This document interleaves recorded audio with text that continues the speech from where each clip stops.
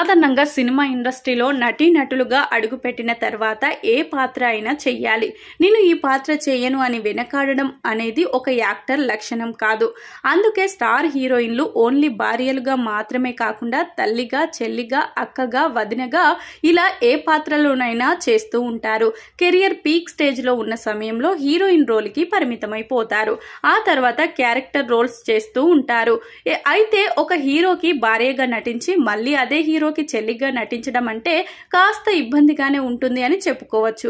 కానీ వీరు మాత్రం యాక్టింగ్ ఫీల్డ్ లో ఇలాంటి సెంటిమెంట్స్ ఏమీ పెట్టుకోకూడదు అని చెప్తూ చెల్లిగా కూడా నటించి మెప్పించారు. వారెవరో ఇప్పుడు తెలుసుకుందాం. ముందుగా కృష్ణ సౌందర్య. అమ్మ దొంగ, పుట్టింటి గౌరవం వంటి సినిమాలో కృష్ణకు ప్రియురాలిగా భార్యగా సౌందర్య నటించింది. అయితే రావణ మూవీలో సౌందర్య కృష్ణ సిస్టర్ రోల్లో కనిపించి ఆశ్చర్యపరిచింది. కానీ ఈమె కొన్ని సినిమాల్లో ప్రియురాలిగా చేశారు. ఇక చిరంజీవి, రమ్యకృష్ణ. అల్లుడా మజాకా, ఇద్దరు మిత్రులు, ముగ్గురు మొనగాళ్ళు సినిమాలో చిరంజీవి, రమ్యకృష్ణ లవర్స్ భార్యాభర్తలుగా కనిపించారు. చక్రవర్తి సినిమాలో మాత్రం చిరంజీవికి చెల్లిగా రమ్యకృష్ణ యాక్ట్ చేశారు. ఇక ఎన్టీఆర్, సావిత్రి. గుండమ్మ కథ సినిమాలో ఎన్టీఆర్, సావిత్రి భార్యాభర్తలుగా కనిపించిన సంగతి తెలిసిందే.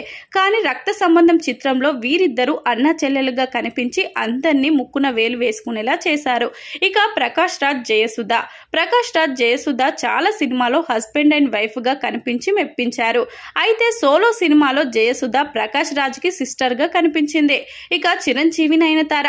సైరా సినిమాలో నయనతార చిరు వైఫ్ గా నటించి మెప్పించింది.